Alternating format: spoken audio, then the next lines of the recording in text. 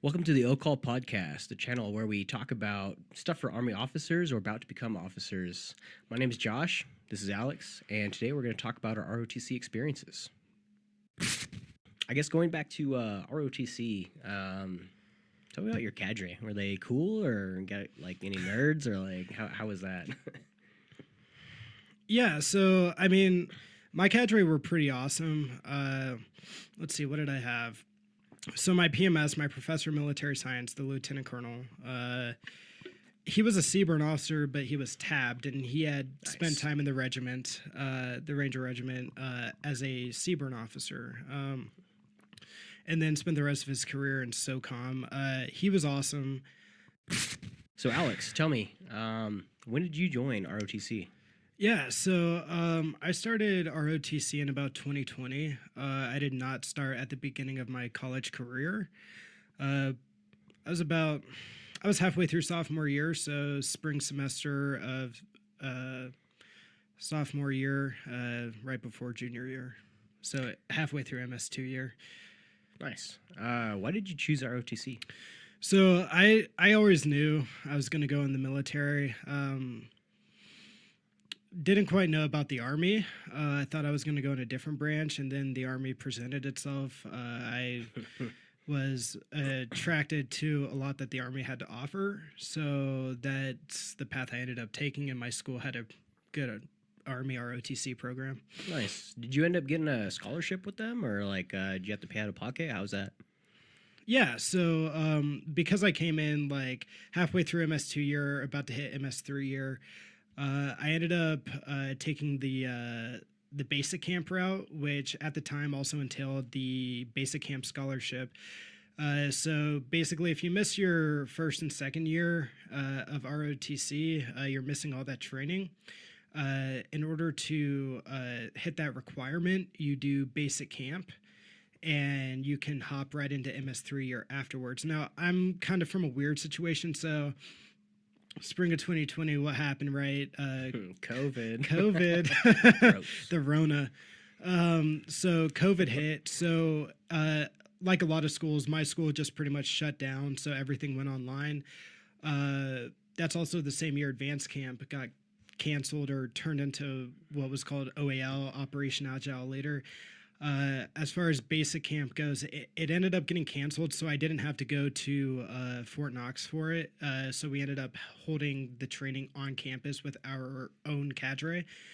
But yeah, that's how I got my scholarship, and that's how I sufficed that requirement of the MS1 and 2 year.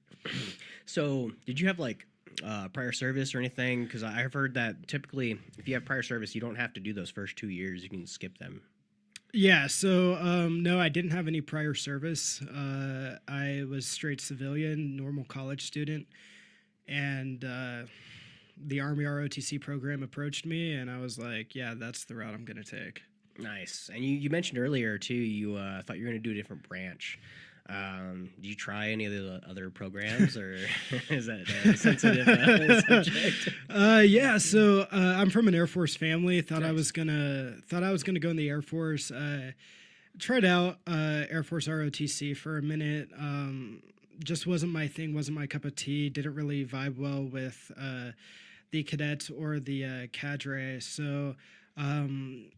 I knew my school had an Army program, and I still wanted to earn my commission, and they presented themselves, and it was a much more appealing option. I could do all the stuff I wanted to do in the Army that I was gonna try to do in the Air Force. So, yeah, definitely glad I ended up taking the route I did with the Army. Definitely a blessing. Yeah, so like if you can go back, you would make the same choices you made? Absolutely, 100%. Yep. Very cool. Did you end up getting the branch that you wanted? Yeah, so I'm a 91 Alpha, and I know some of you are probably watching this, like, especially you prior enlisted folks, like 91 Alpha, like a tank mechanic, what?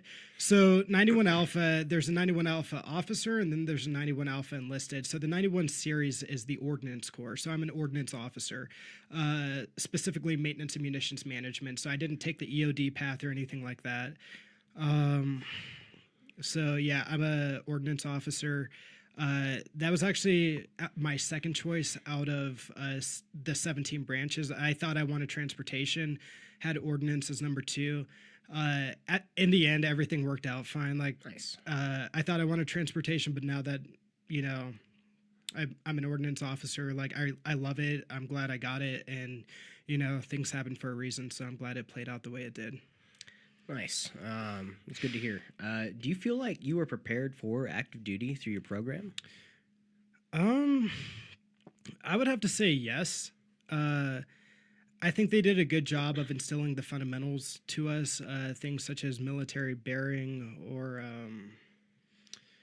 really everything that you need as far as showing up to Bullock on your first day on active duty as a second lieutenant. Obviously, they didn't prepare me for everything, but they did a pretty good job of like mentoring us and guiding us and teaching us those basics that we needed to, don the butter bar and start Bullock. Yeah. Where was your Bullock at? So I went to Fort Lee. So there's three branches of logistics in the Army. There's transportation, there's quartermaster, and then the best, of course, the Ordnance Corps. It is the best. Allegedly. Allegedly. So I ended up going to Fort Lee, Virginia, to the Army Logistics University. Nice. ALU. ALU, that's right. And that's where I ended up doing Bullock. It was a 4-month process, and it was an awesome experience. Nice. So. Did they give you any kind of like school opportunities, like airborne, air assault, like Ranger? Like, how was that? Yeah. So for those of you watching, like the ROTC cadets, you guys know, like between your MS3 and MS4 year specifically, you go through all your cadet summer training, CST, advanced camp, all of that stuff. But you also typically a lot of people have follow-on training. So we're talking airborne, air assault, CTLT, cadet troop leading training. I wanted airborne or air assault. It just didn't play out that way, just because of the because of the number of slots that they had to give out in the school. So I ended up getting cadet troop leading training, and I went to the 101st Airborne, shadowed an infantry platoon leader for 3 weeks. And looking back, it was probably one of the best experiences ever, as far as being my first exposure to the real Army, because coming from cadet command, like not being around a active duty Army base or post, getting that exposure was really good. They set the standard high, and it was just overall a good first exposure. I learned a lot, and hindsight's 2020. I thought I wanted to go to airborne school and air assault school, and I still do. However, CTLT was probably the most beneficial as far as preparing me to be a second lieutenant and come to my first unit after Bullock. Would you say that experience and then going to your first unit, did it live up to expectations, or how was that? So every unit's different. Facts. Like I said, I was just a cadet when I went to the 101st, so I thought like, oh, this is the Army. Like, this is the standard. This is everything. And it's not quite that way. You got to think like with the 101st Airborne, and we'll discuss this in later on discussions and podcasts, but the 101st is a light infantry unit.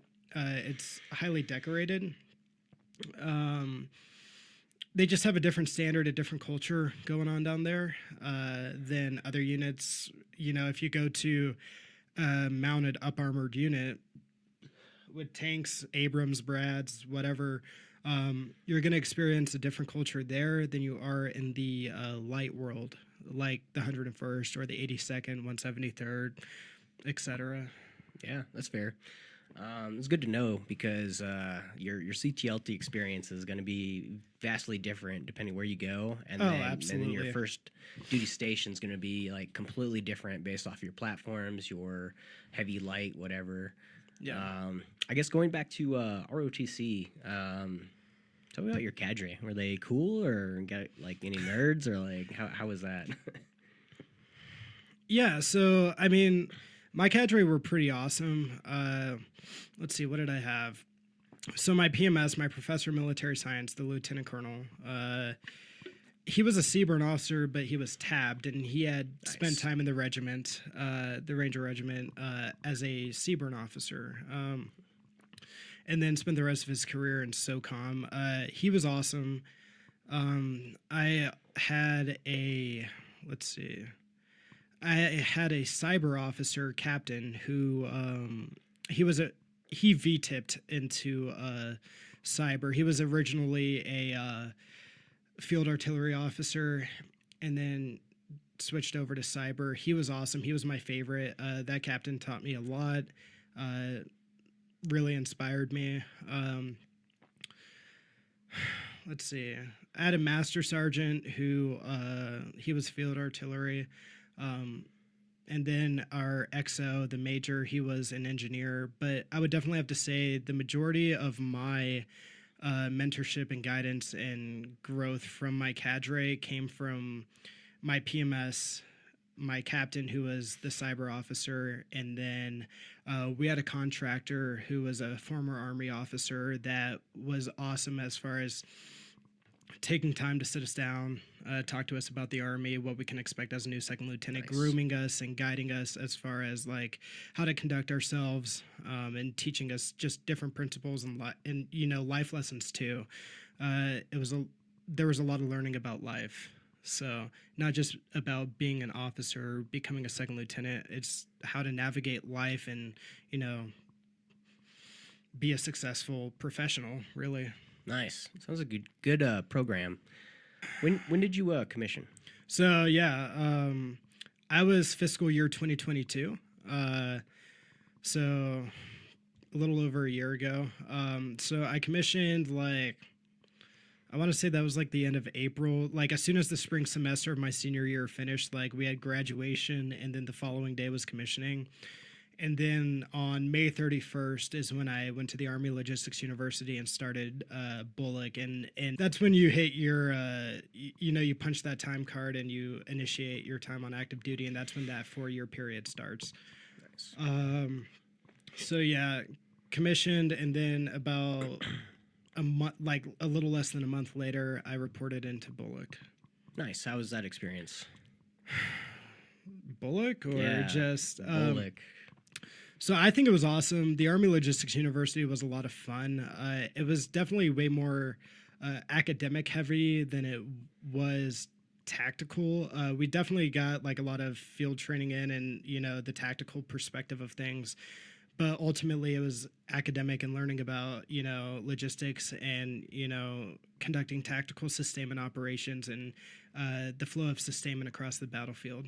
So I guess very different than your typical ROTC, your Thursdays, your labs, you're going out, you're doing your squad or platoon, freaking tactics and battle drills or whatever.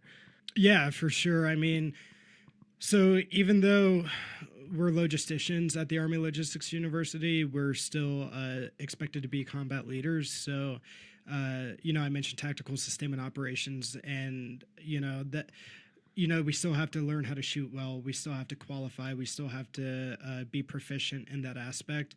A lot of our tactics involved more of, what we would see in the logistics space with the Army, such as like convoys, and, conducting LRP, so logistics release points, which that goes back to what I was saying about the flow of sustainment across the battlefield.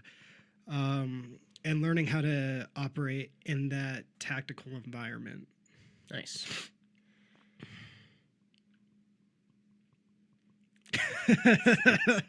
It's my turn. So, Josh, tell me, when did you start ROTC? So my path was a little weird. I started ROTC technically in 2017, but I didn't really begin the program until 2018. Graduated in 2020. I did like one semester of MS2 year. Even though I had some prior service experience, I didn't need the MS2. It just kind of lined up because the way I was in college, I was still kind of like waiting to get into the program, age waiver, stuff like that. Yeah, so, get your contract. Yeah. So it's kind of interesting. I learned that brief semester of MS2 year, kind of like how it worked, how cadet land was different than the actual Army or different than the Guard Reserve. Like it was its own animal. Like transitioning from soldier to cadet was rather difficult for me. So having that extra semester kind of made the transition a little easier. Okay, nice. All right, so why ROTC? You were prior enlisted, right? So Yeah. So originally, I looked into West Point because that's all I really knew about commissioning at the time. I was too old, so I didn't have a degree, and I was too old for the West Point or the other academy. So I ended up going with ROTC. yep. So my story, my hero origin story. Yeah, so I was on my first deployment. I was mobilized to Guantanamo Bay, Cuba, and there was a rumor going around that, like, going from sergeant to staff sergeant, you had to have an associate's degree. This was back in 2015, so obviously it was not true.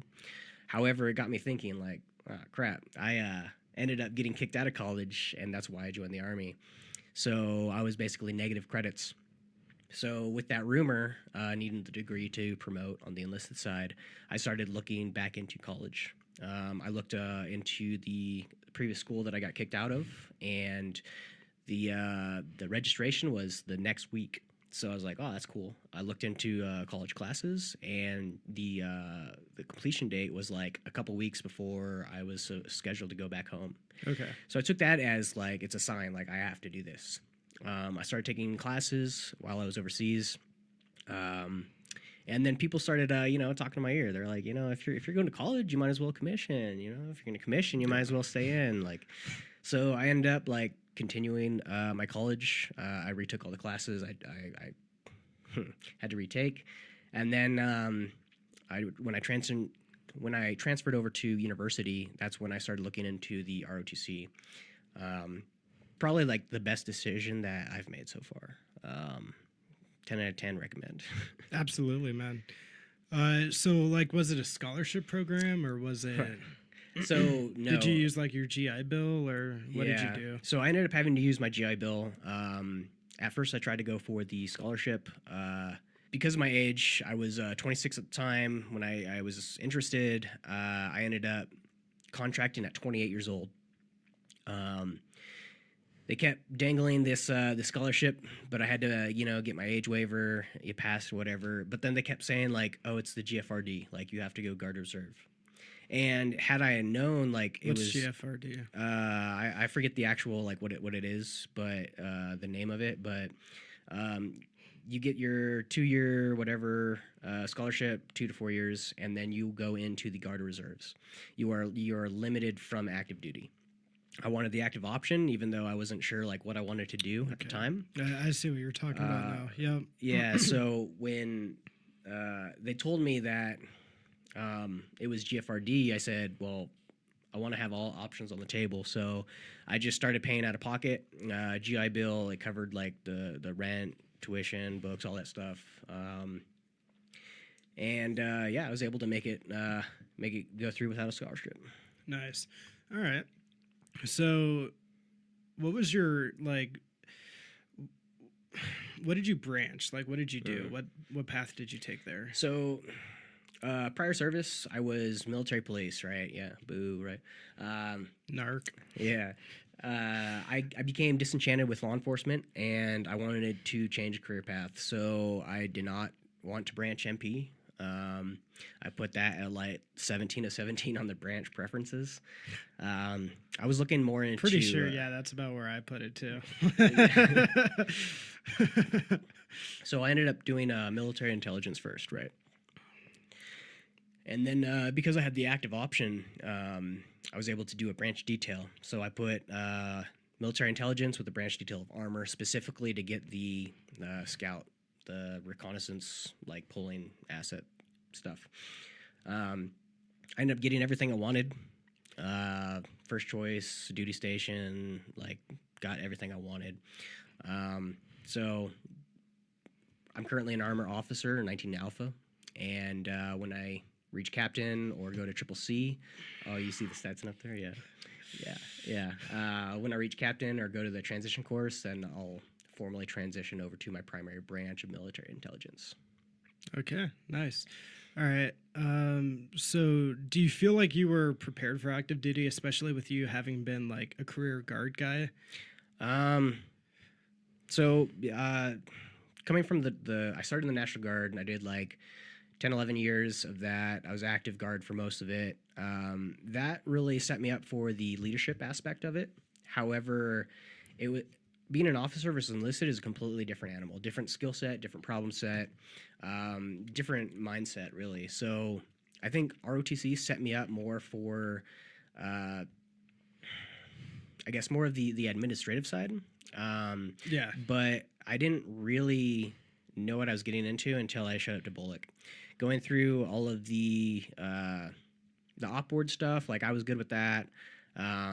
It really kind of took the remainder of Bullock and then going to my first duty station to where I really truly understood the difference between the enlisted side and the officer side. Like I really struggled to make that transition, and it took maybe like a year or two before I was finally comfortable like leaving the stripes behind and then kind of taking that step back and then being that more like officer mentality, I guess. Yeah, for sure. I mean, I could imagine like you're going from that NCO mindset of, doing NCO things and, cracking the whip on soldiers versus, okay, now you're taking a different role. Now you have to think from a different perspective. You're operating at a higher echelon. So, yeah, that would definitely be a game changer for sure. Yeah, and I think too, neither ROTC nor ABOLIC really prepared me for the transition from the NCO to the officer mindset. I struggled constantly with stepping on my NCO's toes, even though, like, especially the more junior ones, where I couldn't let them fail. Like, Yeah, I needed to kind of step in and like show them like the best way to do things, and like I wasn't giving them room to grow. Okay. I feel like once I finally took a step back, I let them like, okay, fine, do it that way, but Yeah. yeah, Yeah, I mean, sometimes failure is the best form of learning, right? and sometimes they surprised me. Like I thought my way would have been the better way to do things, but they came up with a different way of doing it that I probably wouldn't have thought of. So that was kind of cool experience. Yeah, absolutely. I mean, that's why they call it the art of leadership, right? Science. Science. So backtrack a little bit to ROTC. Yep. Did you like your cadre? How were they? How did they? So like, because I know like with you coming in with that prior enlisted background, how did they work with you? What did you learn from them? Like, what was that dynamic like? So I don't want to say they treated me differently, but they kind of did. But at the same time, like they were also telling me like I need to take a step back. I had to like put that mindset aside. So that's kind of where the difficulties began, especially the MS3 year when you're being evaluated and you're in those leadership roles and you're trying to get the participating students or the other cadets to do things, and they want to be college students and not do the things, so that you kind of I would revert back to the NCO like and crack the whip, and then I'd get in trouble because I wasn't supposed to treat the college students like privates. Yeah, that's so yeah, I would regularly get in trouble for that, but the cadre in general, like they're pretty good. Throughout the time there, I had the PMS that I had. He was from the 160th. He was aviation. I had Special Forces weapons sergeant, sergeant first class. I had another sergeant first class. He was field artillery, and then I had various captains who were either they were logisticians. I don't remember exactly what branch they were. there's only one that matters, so. And it is probably not ordnance. And then I had a contractor. He was a retired lieutenant colonel from Special Forces. Nice. And yeah, he was pretty good as well. Nice. So the cadre, they're good. Granted, when it came to labs and or the Tuesday classes, when they would try to teach us doctrine, and prep us for cadet summer training. It was a little rough because we'd have like the special forces guy come in and be like, this is all stupid. Like, we're not going to do this. Let me show you what I did. Yeah, and then we just watch videos of him like killing people overseas. Or you got that unconventional guy, and they're like just trying to teach cadets how to do conventional warfare. Right. Yeah, so we showed up to camp like not really prepared for the Ranger handbook or like how to do doctrine stuff. Like, we just like, this isn't how it's actually going to be. Like, let me show you how it's actually going to be. Yeah. And it was kind of rough, but I did pretty well at camp, so it worked out. Nice. All right, so schools. Sore subject, but yeah. Yeah, I feel you, dude. Man, yeah, so I've wanted to go airborne air assault for a long time now. With that program, they kind of strung me along saying like, oh, if you have high grades, high PT, if you're like a contributing member of the team, whatever, like you'd be a good candidate for schools. Yeah. So when I was like, hey, I've got a pretty good PT score, like I'm pretty much top of the class right now, like what can I get one of these schools? They're like, well, you have some prior experience. We want to give experience to the newer soldiers. So they ended up sending a lot of newer people to airborne air assault, and I ended up just getting a CTLT slot. Interesting. So where'd you do CTLT at? So I went to Fort Bragg, and it's kind of ironic because I ended up going to an FSC. So they were ordnance as well, your favorite branch. It's not my favorite. It's just it's the best, one. It's right? the one It's that matters. It's the one that matters. Tell it to Scott, right? Yeah. So I ended up going to this FSC, and the whole time I'm there, I'm like, cool. I went to Bragg. Like, hey, can I view an armor unit, or like, am I, or can I get some relevant insight? Like, I had already been exposed to active duty various times, different posts, like whatever, and then. While I was there, I was shadowing like an MCO, like a maintenance control officer, some like maintenance platoon, distro platoon. Yeah. And in later episodes, we'll explain why this is super ironic. But in a nutshell, basically, I was like, I'm never gonna need any of this. Like, I'm not doing any of these branches ever. And then here I am. Now I'm a battalion maintenance officer doing MCO stuff in an FSC, and it's not my branch. So it foreshadowed that, unfortunately. Yeah. Yeah, for sure. That's definitely a different direction than what you were supposed to do. So what fiscal year were you? Oh, my commission, my year group? Yeah, I'm class year group 2020. Okay, so when did you go to Bullock? So I graduated May 18th of 2020. I went to Bullock in August of 2020. So that was the same year that COVID hit, and I tried to start active duty early by being a summer camp cadre, and summer camp got canceled because of the coup. Operation Agile Leader. Yeah, so I ended up not starting early. 3-month delay, no big deal, but we are, August 2023, so I just hit my 3-year mark on active duty as an officer. Nice. Been a pretty good conversation so far. I mean, if you guys are stressing out about sessions, CST, CTLT, or anything else, like, we got you covered. So, subscribe and be on the lookout for future episodes, because we're going to be hitting a lot of these topics. Absolutely.